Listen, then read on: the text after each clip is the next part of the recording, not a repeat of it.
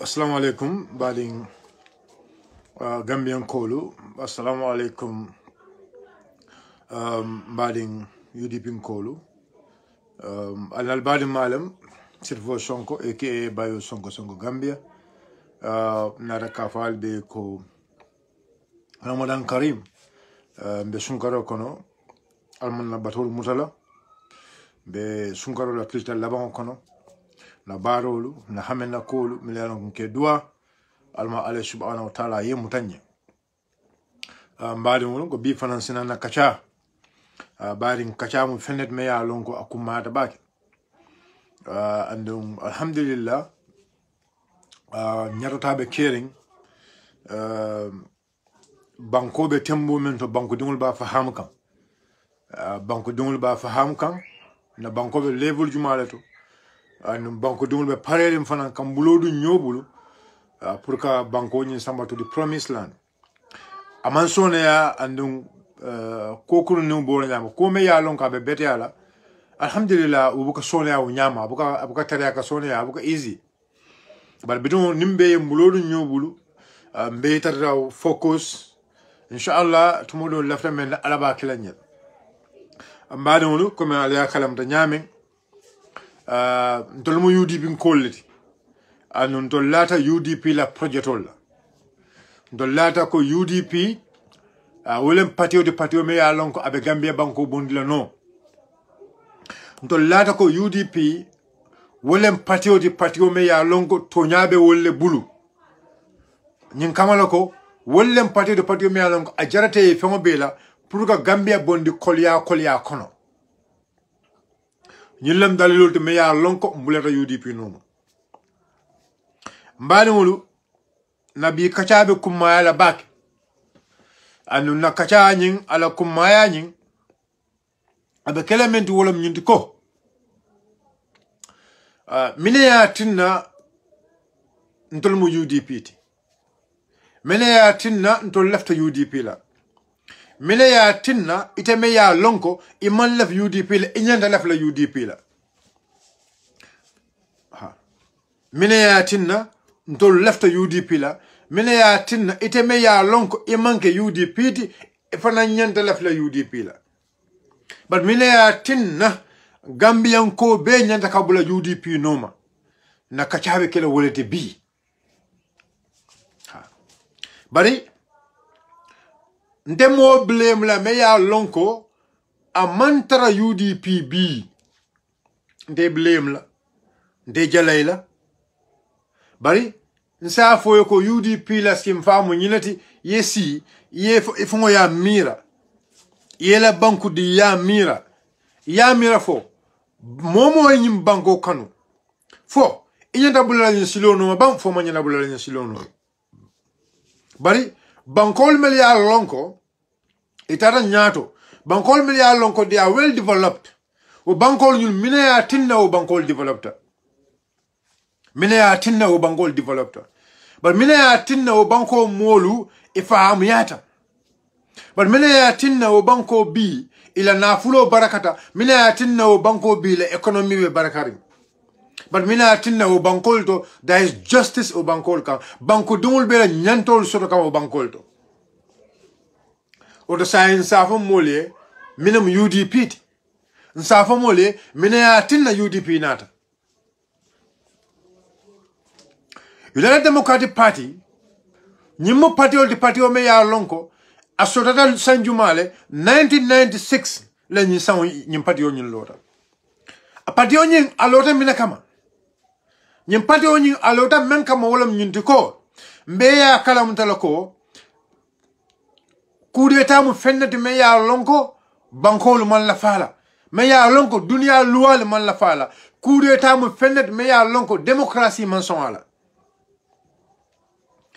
UDP kada party o me ya lonko kabirin tumula me ya lonko sojarol nyapita democratic government kan masakunda me ya lonko banku dole kata fo ya masakunda tumula me ya lonko sojarol nyapita o masakunda kan yo masakunda ta ya bondi ye sojar masakunda sindi kabe sojar masakunda sindi banku dole ya je ko ñin sojar masakunda manque solution to ne bankoe banku din kendolu e kafuta nyoma e majibe konta bodo ñim patiolo to ndabodo ñim patiolo to e majibe ko ndabodo ñin sikarne to ndabodo ñin sikarne to ndafana bodo ñin sikarne to and donc I will give you clear justifications.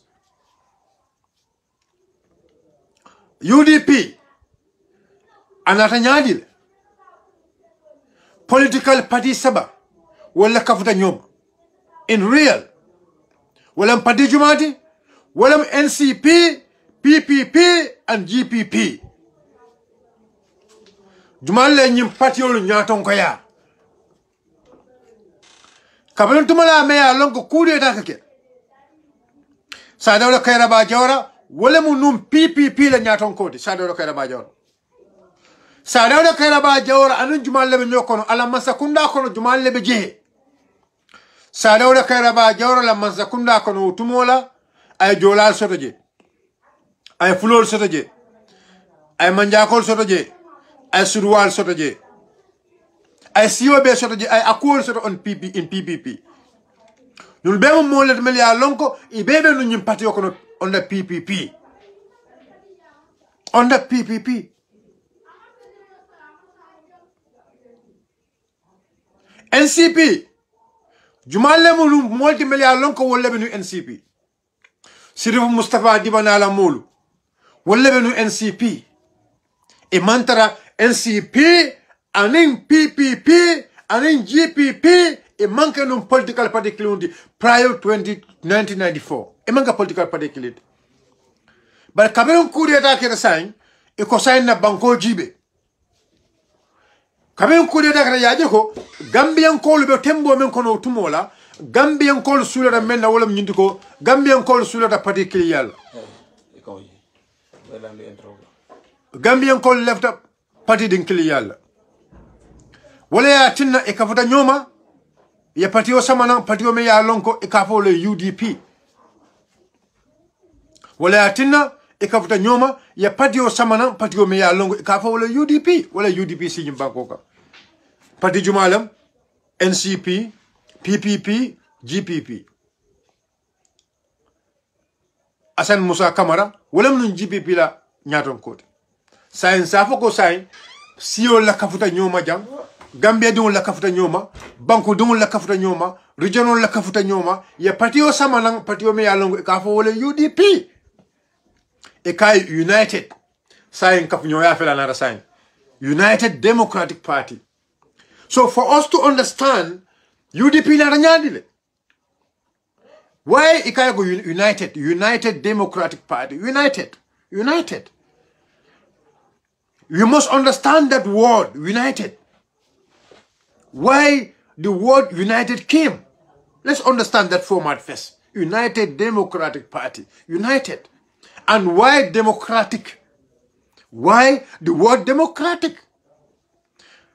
We must understand this first. Now understand for a minute, nsinana dung ala plan so lekada minute. The word united natanyadil. United came because party saba melia lonko nung e manke nung party kilinti. Wala kafuta nyoma. This means they become united. E kafuta nyoma. E muta idetata nyola. Idetata nyola kamun sabatindinang ka démocratie sabatindi ka démocratie muruni nam banko kan démocratie wala munti ka je ko Gambia demule nyanto soto kila nyaton ko tombo a manke comme true kidola. That is why we must understand this one. United. Kafu nyoya ka kafu nyoma ka kambe osoto. Pati sabala kambenta pati sabala bulola nyokan. Pati saba wole bulola nyokan e kafuta ye patiolo patio me ya lonko e ka United Democratic Party. Kabire kafuta nyoma sign kafu nyoya fela kita sign. Pati saba kafuta nyoma. E kafuta nyoka mina kama e kafuta nyoka menna ka demokrasi sabata ni banko kan. Demokrasi ka sabata ni banko kan jang. Banku dungul la mansa kunda. Banku dungul la mansa kunda. Banku dungul kangola mansa kunda. Wala democratic government. Wala tinde ka United Democratic Party. Saya fere sign sojer mansa kunda be jana. Ga home APRC. United Democratic Party fana bejana. Ika home UDP. We must understand this format first. Monsa understand milano UDP na jang. So if somebody is momo ya lon ka be sirin karala ay miral soto. Or a fansum miral soto. Ay fansum agenda soto about UDP or a fansum miral soto ka ko nyine UDP lon di jang. Ngo yo miral sort against this one along ke fonenele. Imagine utumo PPP ni NCP be nyadile. Imagine utumo GPP ni NCP be nyadile, NCP ni GPP be nyadile. But because minekata, because of eleftaka bankole bondi, because of minekata bankobe dengo kono watu ego prunza banko bondi no military masakunda bulu. Anu wallahi left the Gambian call in Kala, left the Gambian call reminder, left the Gambian call calamity and defend me ya long akumada bag. Alenkana song Balaome ya long abe banko duna dinko kono. Balaome ya long abe banko kasarela. Ndara election ola 1996 election okita. Gambian call kafta nyoma. Because yes, we want democracy. Lafta maralola, maralo me ya lonko wole mo democratic government. Ya karao fa UDP. UDP ganyeta jang. 1994. UDP le ganyeta jang. 1996. 1996 karao fa menketa jang. UDP le ya ganye. Niaje menyin samana nan kule ya tina menyin samana nan. Bari meneketa Gambian kolu ima wuli ila kawanyinta ka sabatin di bankoka. Because 1996 UDP la winter but sojarol nyapita UDP la wino ka yata through the help of IEC la mako yoro IEC wala na Gambia dundi mina kono Gambian kolma wuli otumo to revolute to revolt to fight Kajeko ilao kawanyi sabati in 1996. Ya jembele kawolota, sojarol la kawolota. Sojarol le sunya roke ya mansa kunda amuda ya amude fabulo kono for their own personal interest. Kabire wakina menekita bankola na fulo. Inata na kajara ka bankola na fulo ta katinya. Ka bankola ni julola. Ka bankola ni julola. Iman la banka iman dan ka banko dundu julola bor kana munga kodanke ka banko la na fulota ka tala nyotema iman na dawo fananna ina dana ka banko dungul da ke bay banko kan ka banko dungul samba ka banko dungul bay banko kan. Gambia became a country me alongo banko dungul started to go kata asylum dundi banko kan iman na dawo la ka journalisol fa ka journalist all fa because minekada iko mo manyana diamu la banko kan. So AFPRC government nata wala nyama AFPRC government e sembo so nyama nyim banko kan jang ndara 2001 after 1996 election ndara 2001 kate fa ko ko danke sojar man sakunda nyabita kan ko danke Gambia dul ma wuli ke la right defend Gambia diul ma wuli kel right defend. Soyer Masakunda meda banko kanjang, na banko la economy tinyata, na banko la democracy tinyata, na banko la agricultural sector tinyata, na banko la karango tinyata.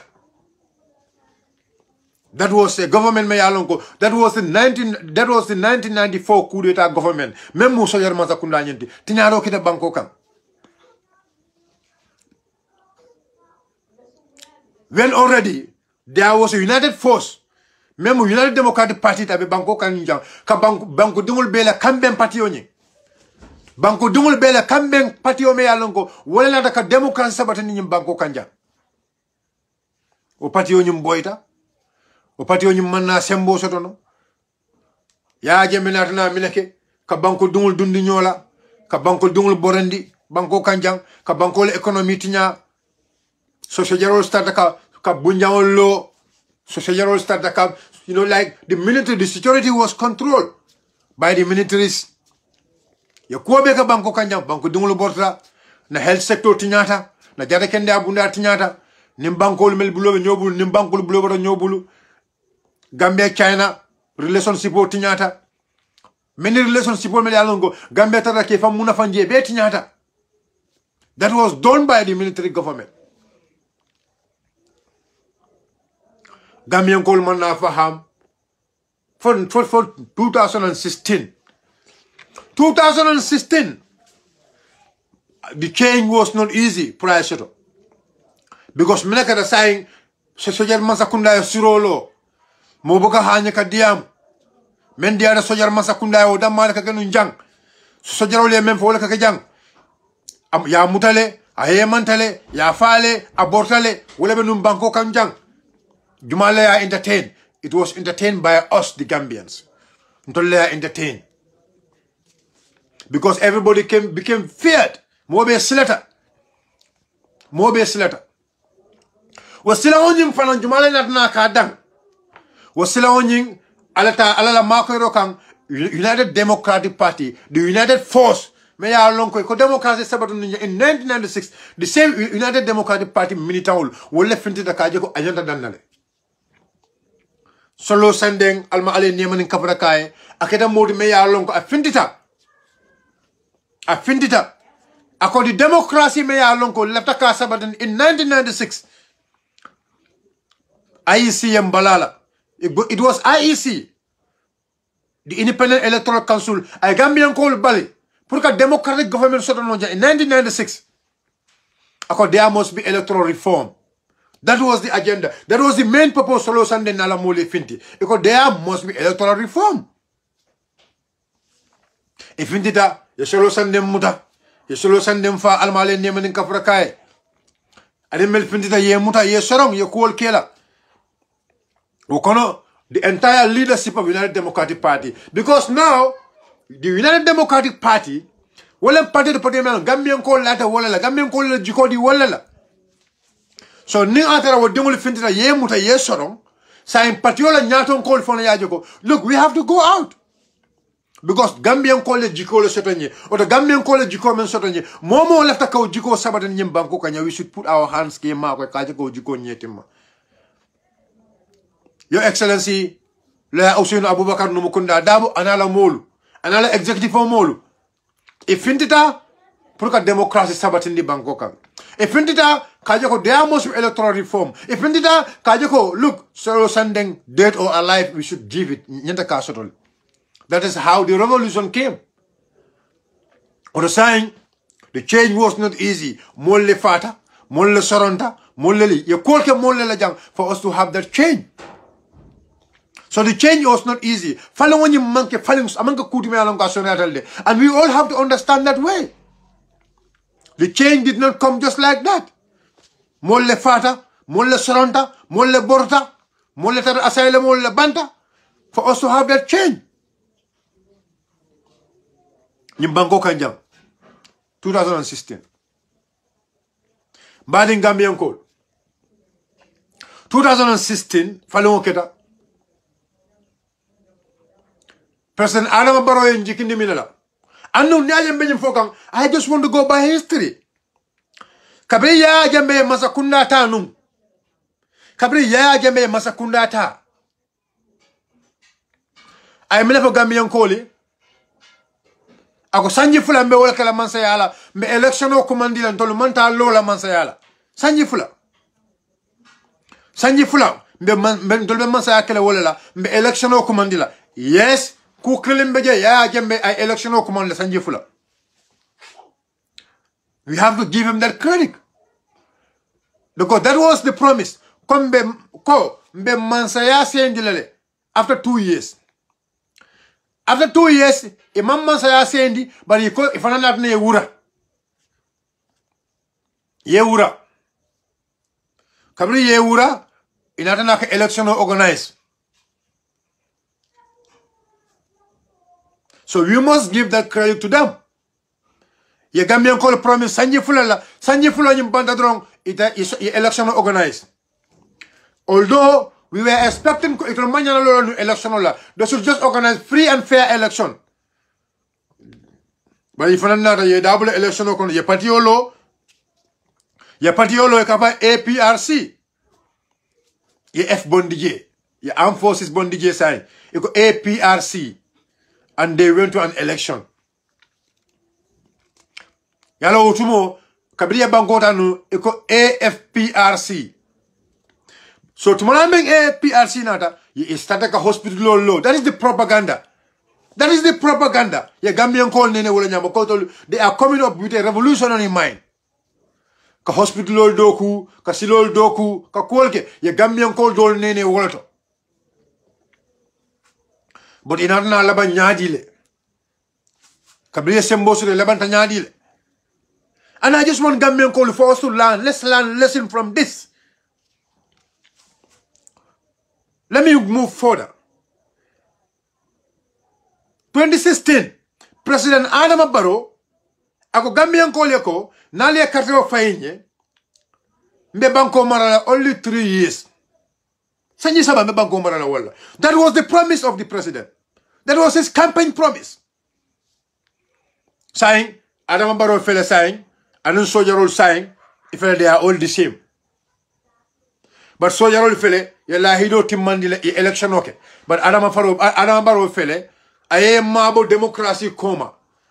Aye mabo constitutional coma. Aye mabo self-interest coma. A mansonka election organized after 3 years. You see now, the military promise, soldier Gambian call promise for 2 years. 2 years me election okela ye election okay. Adama Barrow Gambian call promise ko 3 years me election okela amanson election okela. Amanson election okela. Ko 3 years me election okela ndemantalo election la we will make sure there will be free and fair election. Equals here. That was the promise. 3 years so Adama Barrow e bang. Gambia donglu wulita. Iko Adama Barrow la hido mendi elafta team because we don't want menkita nu 1994 manlefa happen again. Ngo Adama Barrow na banko sendi. Ngo Adama Barrow election organized. Adama Barrow e bang Gambia donglu wulita. Melia lonko e man bije. Melia lonko e ma understand what we were thinking. E ma understand ntola wulo kidamenti. E ma understand why we want Adama Barrow to fulfill his promise. Yankele Yamuta yen sorong. Wallahi azim yamuta yen sorong. But ngamenje wallahi azim manga kome mu woliolity but na bileje. Na samalaje. We are not wolius. But na samalaje. Na understand ko abelaban na nyadile. We understand ko abelaban na nyadile. That was the reason. That was the main reason. Ngo Adama Barrow after 3 years. Our election organized has promised by the Gambian people, as promised by him. But Gambian called all ma faham. Okay, Ntata, iko Adama Barrow, iko yes, iko ha, bankola lua sembe wala ko bankola lua sanji lula dial. Afendida ako ha, afendida ako ha because I do call me start, I reform soul men start. Okay, Adama Barrow yes. I reform soul men start sign. I call reform soul you alafta ka wolle bang. But reforms, mbadi wolo. Sanji saba nung I promise ka wolla. Ko abini reform soul beka. A meke sanji saba. Sanji lula meke no. Sanji tan na bayende amani reform soul beke no. Sanji tan. Sanji tan ka wolla bayende. This reform soul manke no mbadi. Adama Barrow Gambian call confusion ako Gambian call ye ko yabula sanjilulu sita ay patiolo IEC kaftama walazim IEC menka 1996 IEC menka 1996 ka Gambian call counter ka siakan wallahi lazim Gambians need to understand what I am saying. Gambian call limma ñi faam dal wallahi lazim mbe mulodu na masi boko nako tangi IEC le balanda Gambian call kan fait IEC Gambian call nakhar IEC Gambian call kan sunya aluma marinjay ana la molu ani momo ya lon ko be do call IEC ale Gambian call nakari andu momo e femfen do mo ja lon ko be yele kelsen do mo kanje wallahi lazim momo ya lon ko be mol kono mel ya lon ko ye na fulo dila to change the verdict of the Gambian people ala lon ko wallahi azim ale Gambia dingul le tonye ale Gambia dingul hako wala be sini wala kan annu Allah subhanahu wa ta'ala be kitote la ning Gambia dingul tem Allah subhanahu wa ta'ala abe kitote la ning Gambia dingul tem ale Gambia dingul la kan the verdict of the Gambian people was changed by you people. Gambia dingul la kan wato leta aliya falli nidiya kan aliya Gambia dingul kan wata aliya falling aliya Gambia la kartawo sika aliya di luntawol la nidiya kan by giving birth certificate by registering momo anyam ta register banku din jawolu people who doesn't love this country molmel manyim banko kanu kafutanama aliya Gambian call nakar aliya Gambia la kaito sika the sovereignty of this country was sold by IEC. Ale Gambian call la kansika aliya wafi ale banko la kaito sika aliya di molla mel yalon koy manka banko dimol ale banko la kansika aliya di molla mel yalon koy manka banko dimol.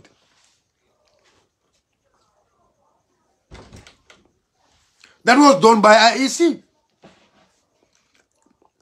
during the last 2021 presidential election. That is what exactly happened. Gambia don't look at the amount because I know Ndebe Lari, Wallah Azim, Ndebe Lari Nilako, Gambian call have voted for United Democratic Party. Ndamang, I have no doubt.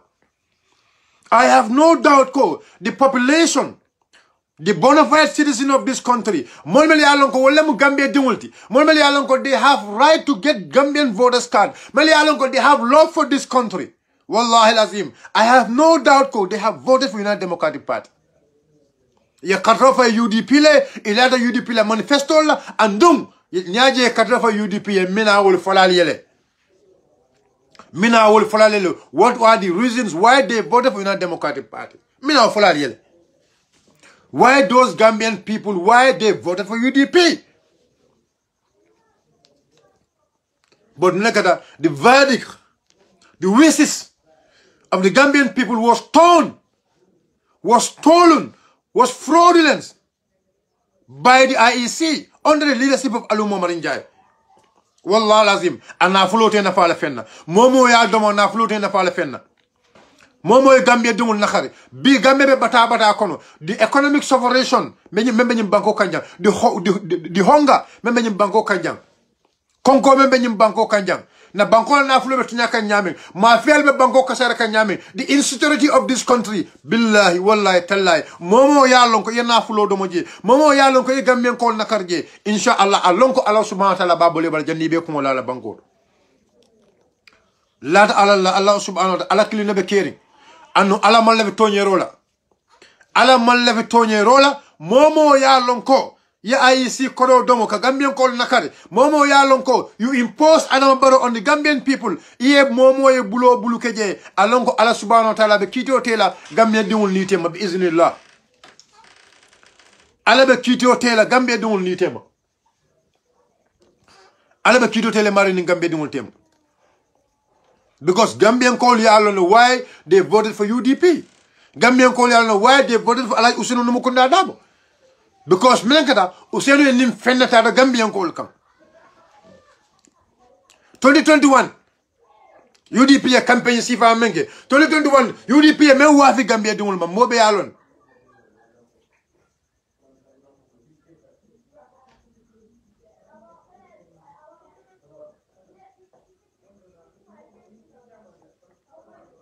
mo be yalon mo be yalon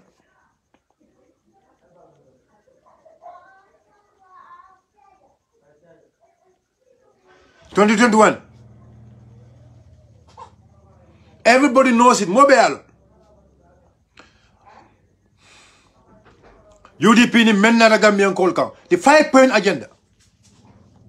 The 5-point agenda. That was the reason why Gambian people voted for UDP. Jumala be 5-point agenda jala. Iman kato for UDP. Jumala be 5-point agenda jala. Iman lefi kaje ko banko di UDP la. But before we talk about the 5-point agenda, let's talk about the person Meya Lonko, wala mo nung 5-point agenda niya nyato. Who is this person? What is his character? Yes, we have 5-point agenda. Yes, that is there. I will come to the 5-point agenda. But jende mi da 5-point agenda nyo sign. Jumale moti Meya Lonko, wala nyo katara 5-point agenda nyato.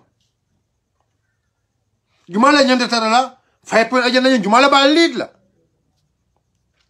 The 5-point agenda was led by Ousainou Abubakar Numukunda Darboe. Jumalam Ousainou Abubakar Numukunda Darboe. Because it's very important pour Molia Lomfanang, this very good agenda, Jumalaba lead. Ousainou Abubakar Numukunda Darboe, wale moti Meya Lonko, ay lawyer la karam. I do work under the PPP government.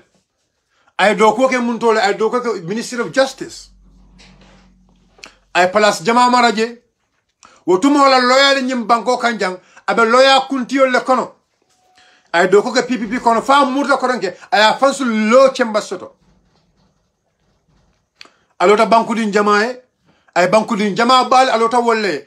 Doli ya jo, doli ma jo. Ay minakele.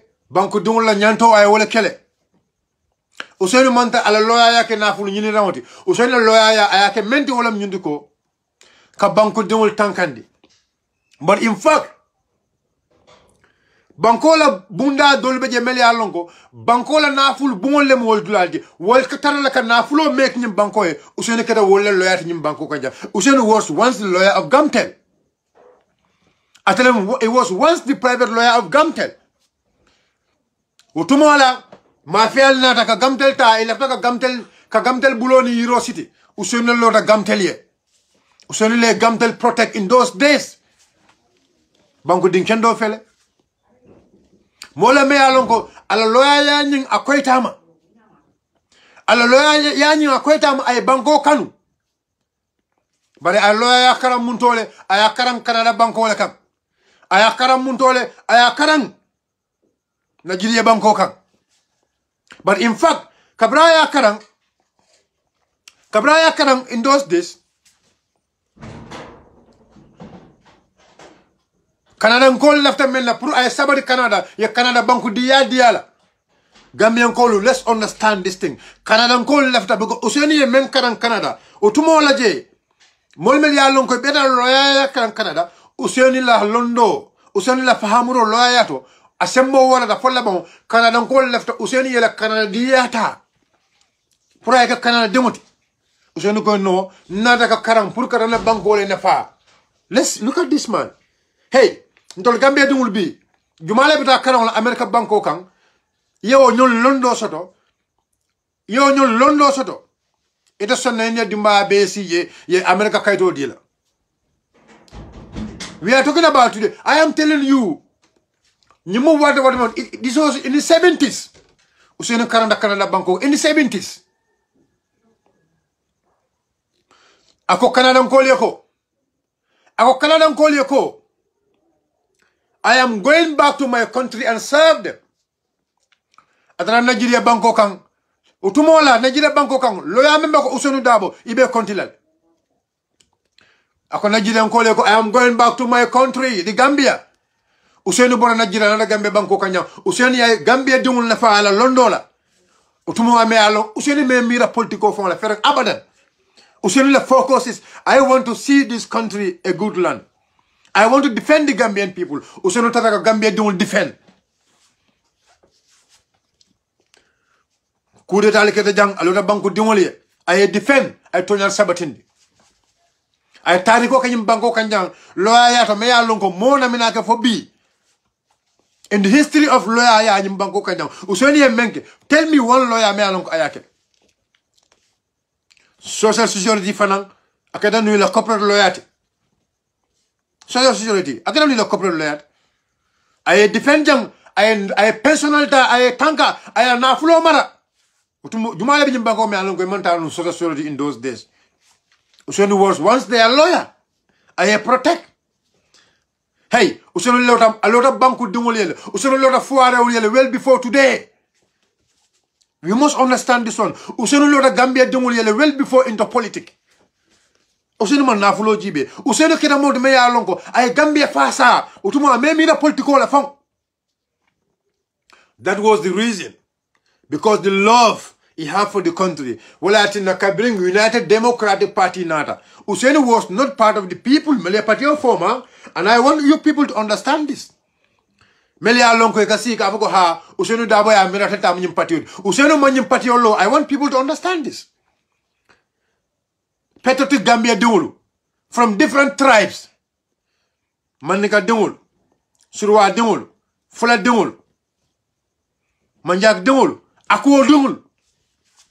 They were all part of this. All tribes in this country, we are all part of this. Gambia la siol bele kafuta nyoma.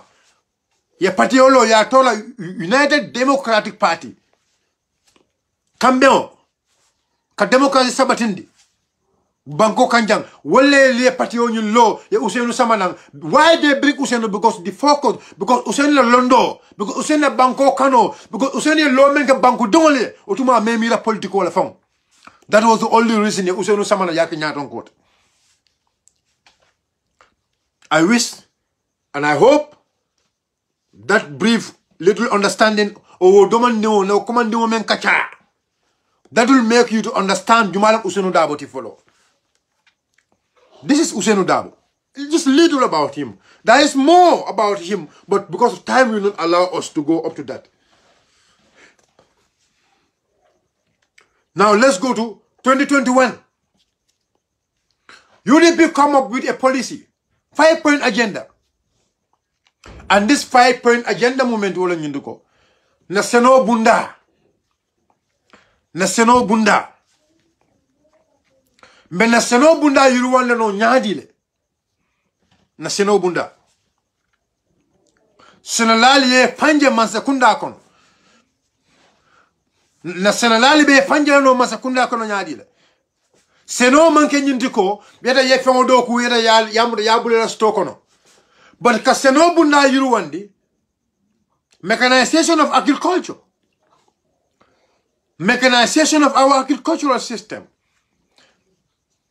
Kanyin jamani leban jorawol samanang kana seno bunda yuruwanda anen jamani leban jorawol.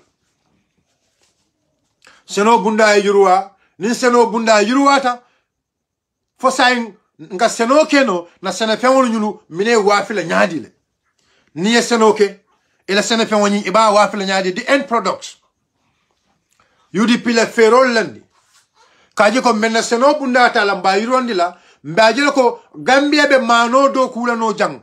Mano me ya lonko Gambia be kala domola fo Gambia be kala ka bondino outside this country kadaka wafi. Nin Gambia yo keno be mbulu.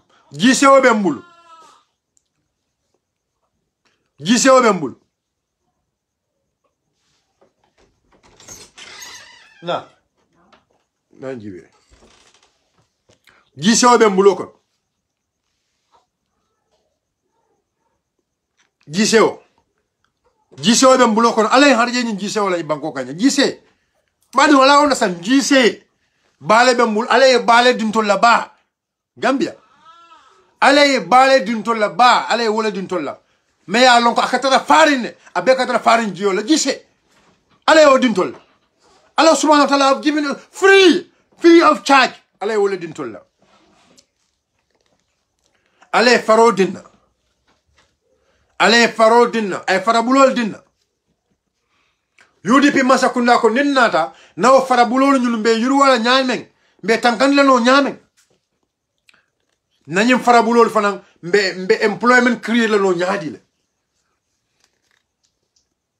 be Gambia dongolu be hamen la no nyaadi le ke pression no kata nyim farabulol ta kaddo ko ke be Gambia dongolu karandila o joran kutolu the new mechanization of agriculture nying be Gambia dongolu mutala be kila bankol to yata kawol fengol karang kabin the engineering side of it kata ka karang be takitol men samalana anu UDP Masakunda fero me je wala nyunduko manta nan komen kata ka takito sandron ka samana ani de no espace le mina wo espace le yalon ko mina ya jibe ntolaw farabulolu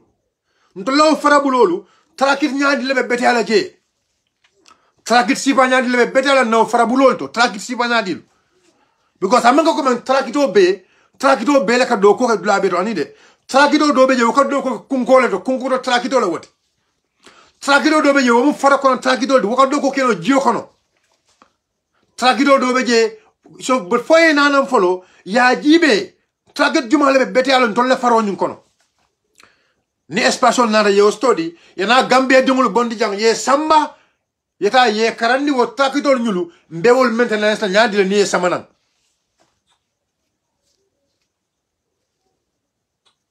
mbewol organisation no nyaadi le wo trakito nyulu how are we going to organize mbe Gambia dingul sambala nyamen yeta wo bankol to yo trakito karang wo trakito ko do ko nyaadi le wo masumul me yalon ko mbewol kala farol kono Gambia dingul le betar la janke maintenance.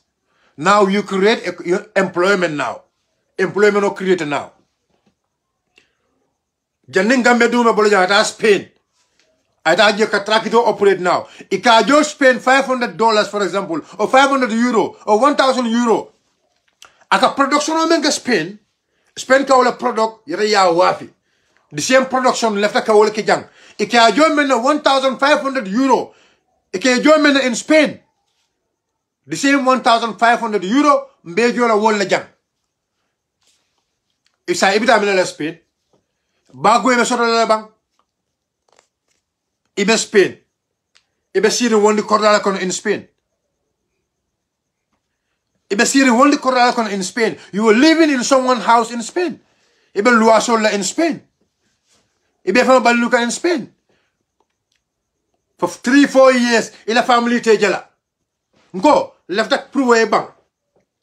We are going to create Spain in Gambia. We are going to create Holland in Gambia. Men nisol samalana animal husbandry. Men nisol samalana banko kanjang nisindingul. Mbe nisol tala ke malayandi. Ka nisol ta ke malayandi. O nisol mele alon ke me malayandi la. Mantara ke malayandi pour suboda ma but mbe malayandi la mbe kala nono soto la nyame wala ni sol ñul be kala nono soto la nyame no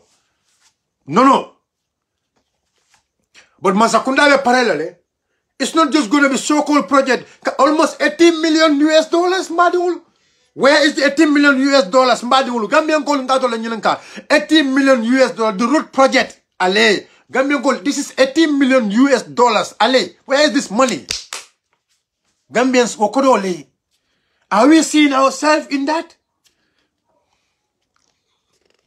So in UDP government, mbo utilize la no nyame wala nyundiko mbe silale with nina the project partners na concept me alongo mbe mfongo jela konole Gambian ko be fon realize la konole economically. Saying nganono sanam from Holland, nganono sanam from Senegal. Each and every butut me alongo we spend nga phenomenon san Senegal is increased aka Senegal economy la wulindi. But now we spend na nisol sanam from Holland, nisibal from Holland, ne samanang na Gambia dungul emta ne Gambia dungul samba Holland ya o study ke ya longo nisol kamaliandi nyadi le. Ya longo nisol kamaliandi nyadi le. Yenana banko kanjang no nisolta ibe bango kanjang because we have the land. We have the land. Europe, to have land in Europe is more expensive than Gambia.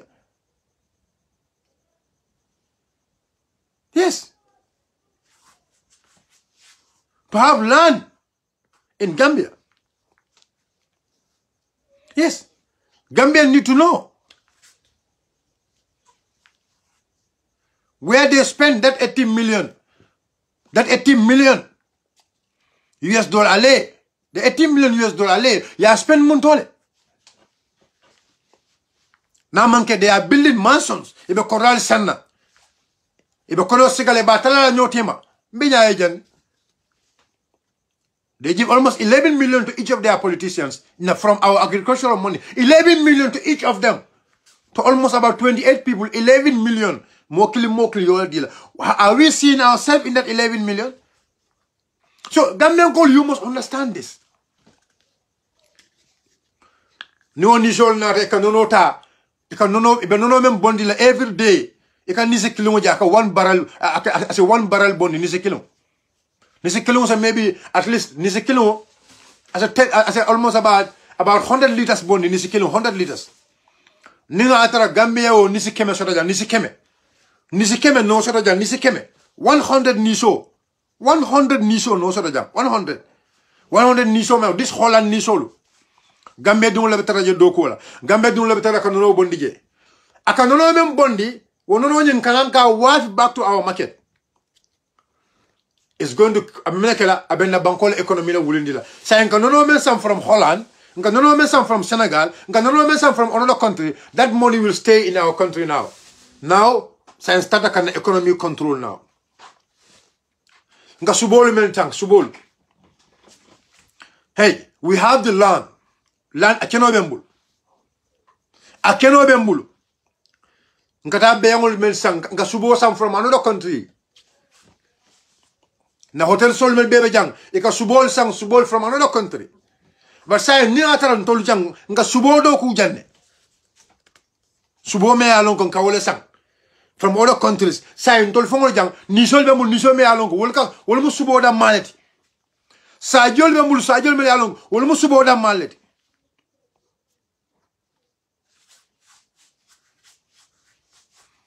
Sajol me alonko wolka subo da male bondi madimul nisol me alonko wolka subo da male bondi nisol me alonko wolka no da male bondi madimul. We have to understand this is what UDP want. UDP left na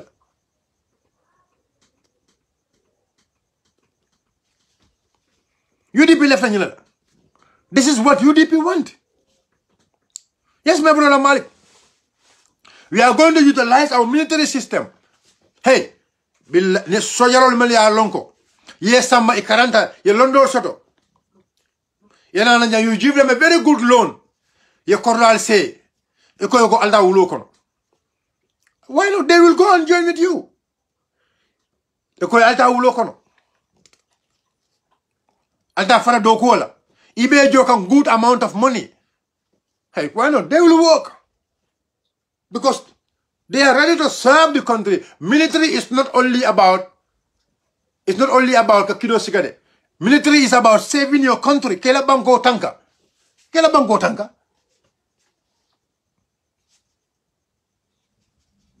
Kela banko tanka. So this is what exactly, this is the few, because nunca me diamola on agriculture, and maybe we not diamo beta. The plan na mentioned in agriculture. Now we go into our fisheries. Na bakono. Madam, we believe it ilata wa emal lawo na bakono nina control na madam ma abel silo do kula. Before melding la loan kono loan. How many billions of loan kawaleta and konga silo do kula. Let's understand, let's use our sense now. Kabili adama balonata, I how many loans leta pour kaka silo le doku pour Gambian ko nyaka o yidro because Gambian ko nyabe silo da manager. Gambian ko mantara kaje me bakono. Kataka loan ta ka julota e ko kana silo doku ka Gambian call nene because Gambian call nyaka wole but imalon ko Gambian call kono le kumaya ta famo beti but imalon ko ferobe je ferome ya lonko ise bango tankano juloma ise la bango tankano juloma and then yena nan ka silo doku. Yes, Mark, you can send request. Ise la bango la silo doku no. Because one thing you need to understand. Hey, for example, Nanyin paramilitary, nanyin sojarol, na marine service. Na marine service. We make sure na marine service na special payment for our marine service, our navy. Special payment for the navies. Special payment for the navies. Nga navy jo kodi kendola. Ibe sojalo jala. Abe left like join navy than any other place. Special unit. Me ya lonko navy la special fisheries unit. Fishing unit. Me ya lonko wolu. Wala do ko bekala mendi wala mu. Kana kataka nyemu doke.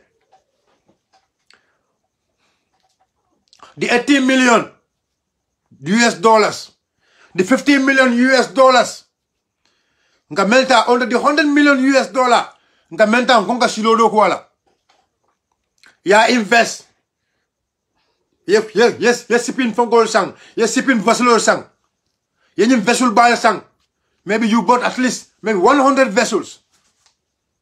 That 100 vessel only. You go and do recruitment. Yeah, Gambian called recruit. Hey, Gambia don't get a graduator. Gambia don't get a graduator. Me anu go be searing. Yeta ye recruit in the military. Ye Gambia don't recruit in the PIU. Ye recruit je. After recruiting these people, ye muta ye bula kulung. At least. Kulung. Nyun kulung balu. Nyun kulung at least. Mo ni lulto mo 50 ka dogo ki yele. Eka no fule.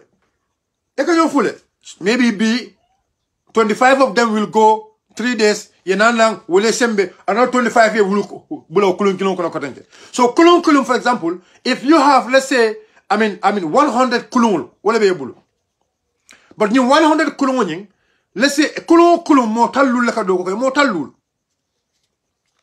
lul. 50 by 100. Hum jelle. 50 by 100. 50 by 100 is almost about 500. 500. So that's 50 by 100 on your sign. Okay, ye fele, ye bakono di la sign. Alta bakono protect. Alta na bakono sign. We are not giving license outside. Alta liamuta, alena na factory law. Ni na factory law. Na Gambia musol meli alon kon nanyo lumbari musol. Meli alon kon tahanyi la kaulu bula bakono. Wole tala je ka parking ke. Ni nale nyaw sama ndron mbari musol ya park. Ni mbari musol ya park. Now we have a good gago. Na nyawolta ne pasul. This is the state money. Nyima bankola family. Ne pasul. This is our mineral resources. Now selling to the world market. Now selling the world market. How, for example, let's say every day, Ni Atara Gambia can produce 100 tons. Every day 100 tons. Minimum. Or maybe every day 100 tons. Or every day 200 tons. Tons of different kind of fish got put into the world market. How many dollars will mean an economy to? Now we have a stable economy. The dollars will be better. The price of dollars will be good. The dollars will be stable. We will be able to compete with another currencies because we have a mineral resources. Now we are producing cow milk, quality cow milk. Meya lonko is improving Holland. We have the land, we have the cows here, we are producing milk. Yes. Okay, about 5,000. So we have the cow here. Nga nisol produce no keka. Yes. Na nisol production no keka. Na ba ko na finance mag ne acceptable. So na ba ko fana me production no keka na ba ko ko. Sai, fon tol mel benyim ba ko do ko la. The navies and other people go back on the side. Now we are going to create them an incentive. A military estate or a military fishing estate or a security fishing estate. So I will more because now they are doing something for the country. If a bankula economy rise up, you expect London. There's a land, bankula channel, if in fact, you buy a big land, government ya bill, social, no government ya big land so in the aya bill, yena muru kotanke, they are performing well in the sea. Even young mutakang, yobitakang, economy wulkang, umulmalialong kebedo kang, you know, I mean, now Nanisibumoto, umulmalialong goledo kang na farokono, they are making money. Now, ye estate law. You build maybe, I mean, different house. I'm going you know, different compound. Apartment, bunyam, 3-4 days. Sorry, Bayan. Bayan batting interrupt. Mon fere kabu ko ibuke mo malam for join that nyama wala ni ibuke mo bantenga drop water. E bobu kam moy. Dole fela ya bakar fela we no. Nga nandongo fela ke saba ko buka ako check your mic. Yes, hello. Yeah, I can see that it's quite too much. Hello. Say I believe now they're hearing me. Okay. No, man legend netaku na man legend netaku. Okay, the other nyindo ko ke moele, Isaka ke moele. Mr. Bojanko is okay. Yeah. Oh, it's okay now. That's right. That's right. Hello, I'm sorry for interruption. Yeah. No, it's okay now. Yeah, I'm sorry for interruption. Mom, you know, by a very important kumole for Kanya. Sometimes, you know, the man of government from as a citizen, Molke Mira no Yinaraba, Walla Masakunda Dokula from Mira no Yinaraba. Hey, Mark, I can't be that man. No, you know, Imamiro Soto, you know, Imamiro Soto. Sometimes they come back and they fall, you know. Bio, can you believe the Senegal export? A call it, Nitara la gross. Senegal, Dakar la Odla Dolby la gross. Yeah. Bio almost German Konaje, you can call many along winter time of Koneka, be 5 silo ka in Senegal. Almost. Look at that. And do you not go Gambia coast on Yolan? Bio, Ntenim Bamakata ko bola phone. Go, Jokadu. There is a land in Jokadu, man, ko Kensan Kabuji.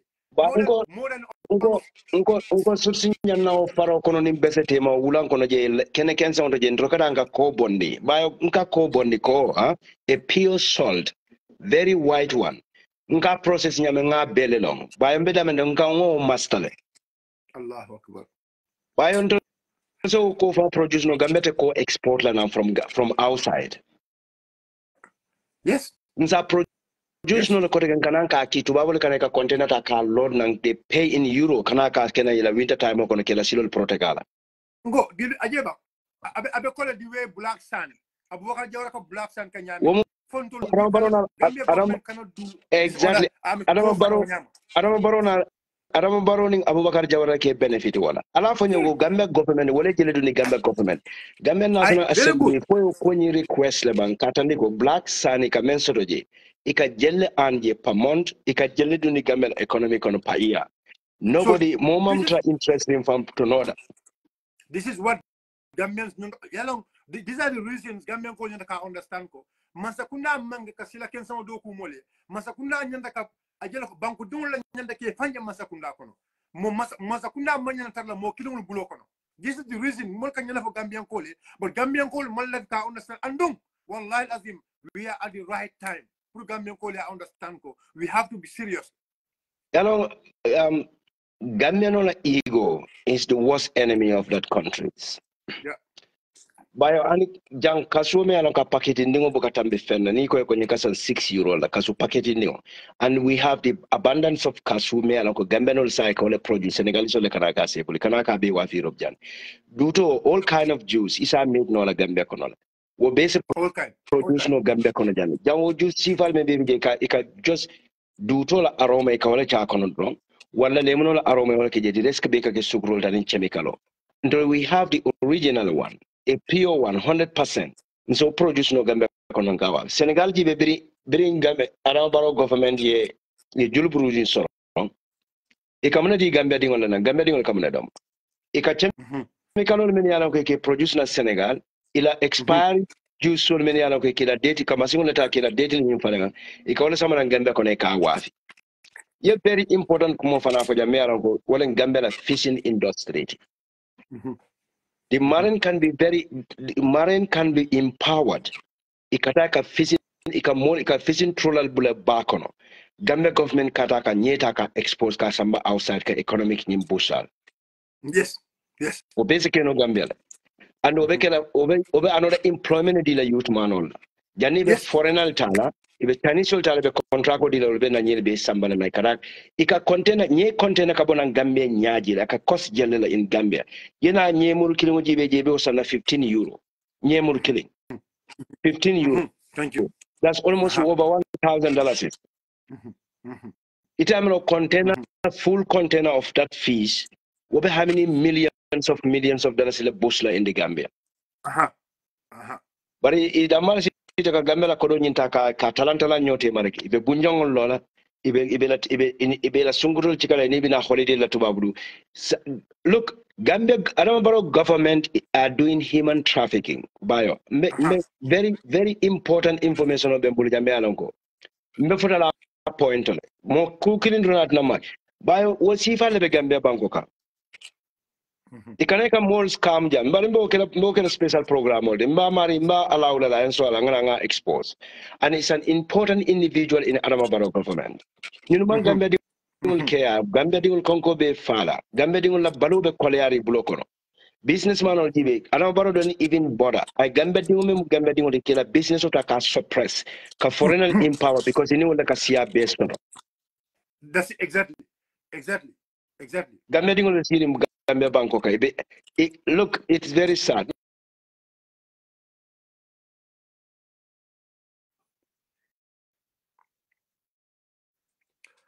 Network. Call mole call.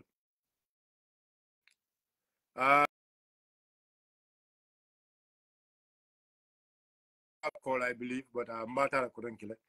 I believe somebody is calling him. So, guys, you see what Mark Diamond the focus. I knew more Diamond. I come in the UK. Many alongo were like, if you can bring kanjo, but yalong cook feeling in the car understand. Look.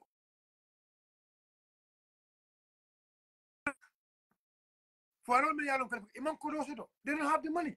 Hello? Mic test.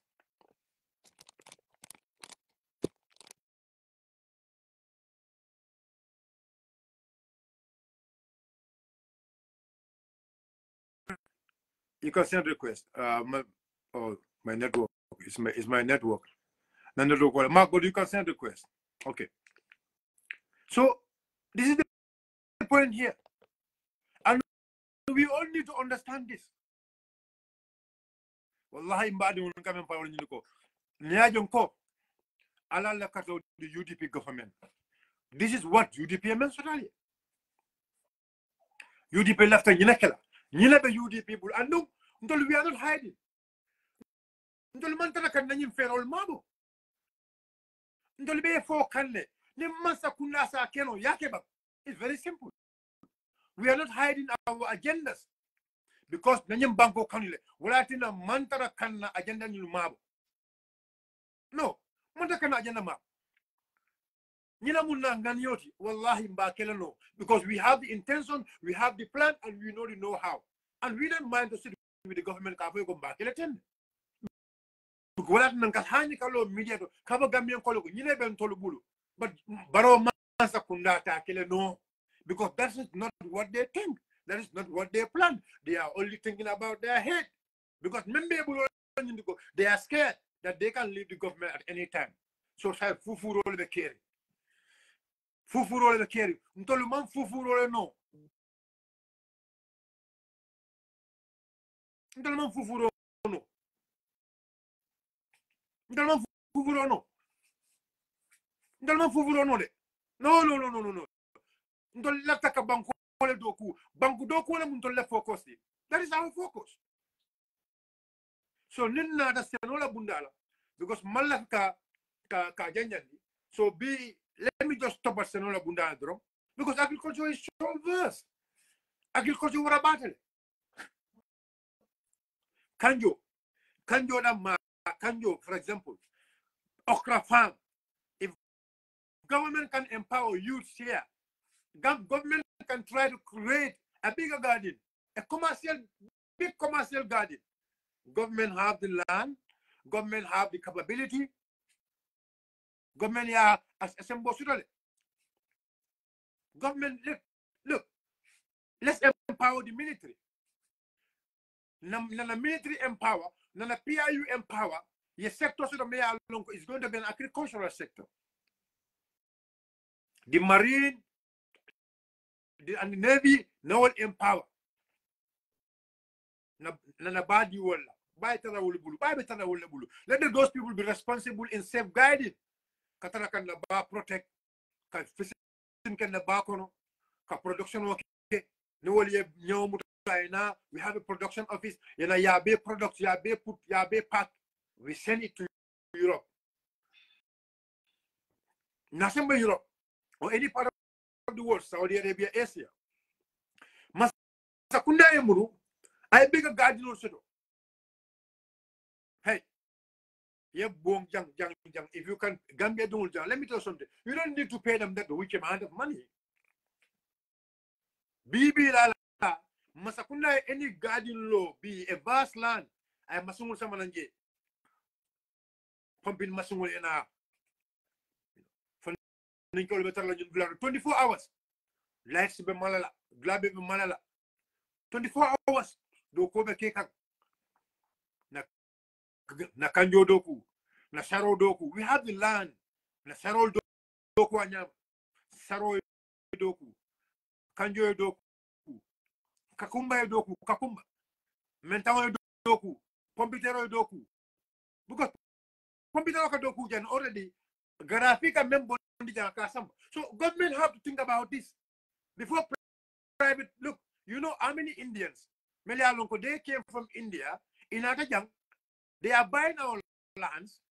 Even the Gambia don't look paying them kicking change. Let's go to Redville and see.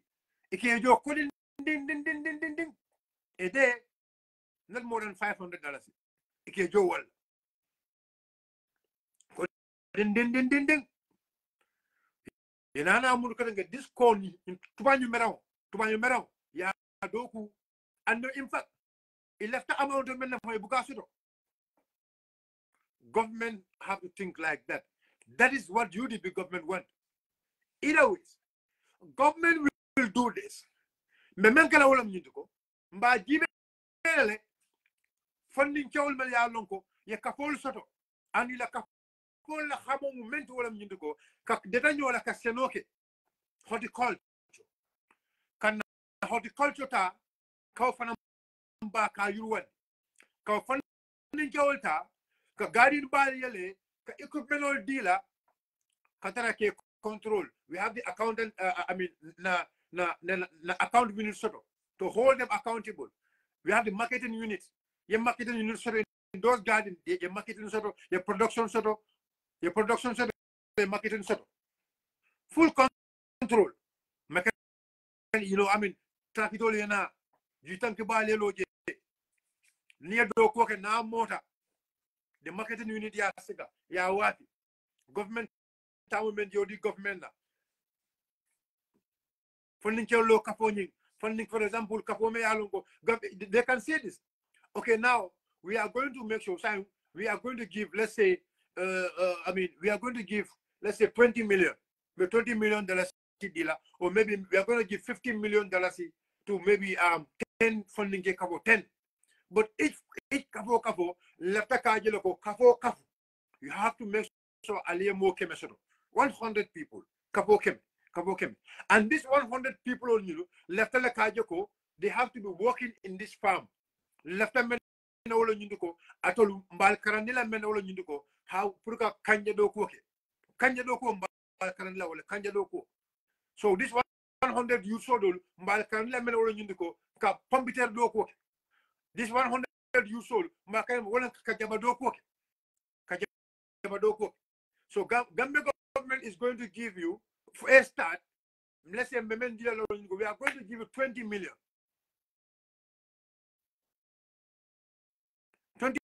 million dollars in bola deal.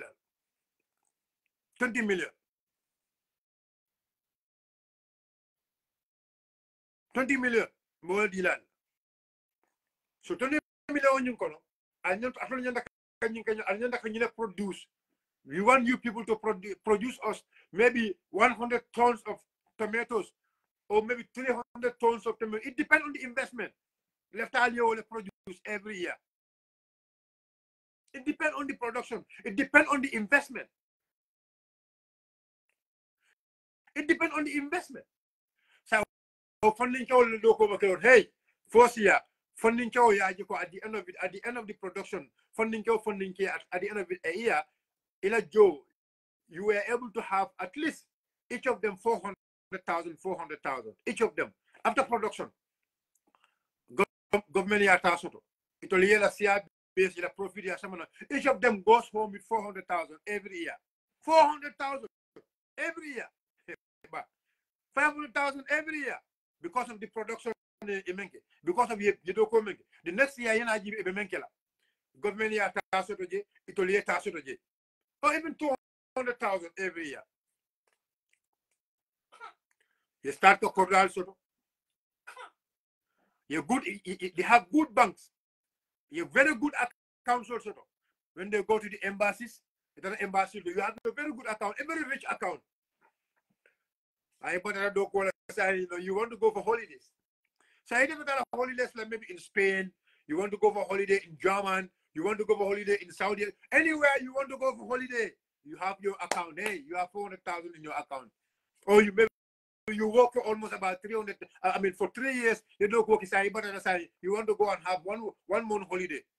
The embassy knows that you are working in this so and so farm. You are working in Sonko's farm, or you are working in youth empowerment farm. If you don't call it, you have the employment. They see your bank account. You have bank account every month. For the past 3 years, every month, at least every month you deposit almost about 300 every month salary, almost 20,000 Canadian, or maybe 30,000 Canadian. You can go a year, you were able to make 400,000 in a year in this country. Billahi wallahi tallahi. If you send Nita Raje to a Kaito dealer, you have 80% chance. 80% chance for you to be given visa. Because now they have no reason to deny you visa. They have no reason to deny you visa. Because that is what their people are making in their countries, and we are allowing them to come to our country. Why should they deny you not to go to their country? You are only going there for holiday. You are not going there to stay. Because you are already making money in your country.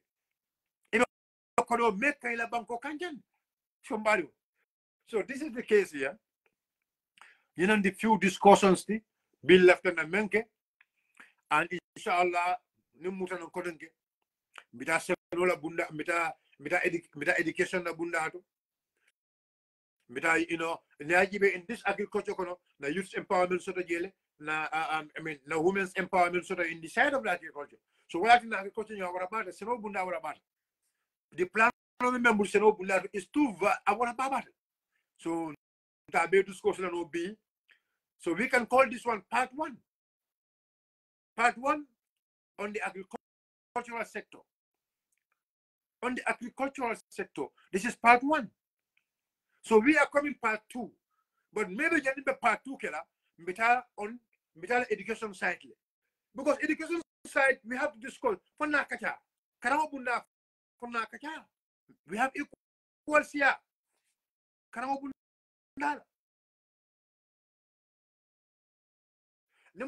Energy sector. An energy sector, at some point, the energy sector will have a link with agriculture. Yes. The energy sector. And then at some point, we will have part 2 about agriculture. But that part 2 can come with the energy one, with the energy sector. And the energy sector, mina do am la jada kende abundal na jada kende abundal fana nin tata je nin tata jada kende abundal fana ning agriculture betara nyokono le na jara kenya bundala fana ne agriculture betara nyokono because jara kenya bundala nyajibe senola karola the lives of morinka lebedayo so lintara because lebedayo nyajibe lebedayo have energy side energy sotole amuta konange I health soto lebedayo I energy sotole amuta konange I health soto because lebedayo can produce energy lebedayo it can produce energy amanda energy la it can also produce what it can also give us I mean I get a kenya la bunda fana soto so that's no bunda so you see how important is our agriculture so one is no bunda our about it agriculture kono animal husbandry livelihood I mean livestock horticulture so ñun be senola bundal so mbadi wolu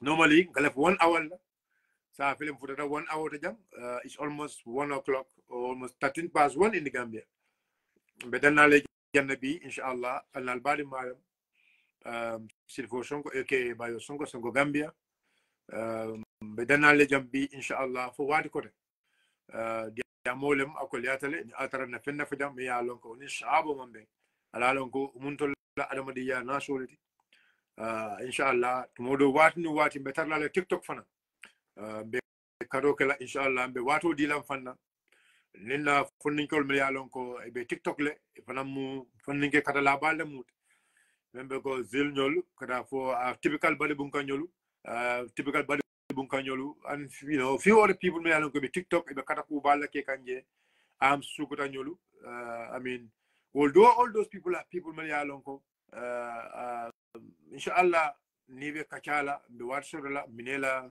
you know minela TikTok to nibe kachala ninga miyon kol be kachala anu njikita gambiyon kol ba fahamule gambiyon kol ba fahamule be mento gambiyon kol ba fahamula UDP la stand momenti anu inshallah gambiyon kol jiko men so the UDP from its start what me starta when la kuma so 1996 tumala me anu the United Force ni lota for United Democratic Party lota tumala me jiko men so raje fambi jiko men beje fabi hamume ya lonko lafta kaje ko UDP masakunda ya soto nimmol ba kachala ni horomo nim bunya kon under the leadership of His Excellency Lawyer Ousainou Abubakar Numukunda Darboe me ya lonko is the party leader and the Secretary General of the United Democratic Party akoto inshallah minan nimmol ya kacha na nyol kan nganya na gambian kol fahami yandi UDP la agenda la UDP la plano inshallah oto be danale jang fo wati ko inshallah alma sudo kayro siala alma leerlu qadru sudo me yalon ko be wala bayndi kam alma al subhanahu wa ta'ala en kasudo lati na sumulu na salulu alma alayhi mutan fe inshallah nimbo ko la ba fulale ko assalamu alaikum wa rahmatullahi wa ta'ala wa barakatuh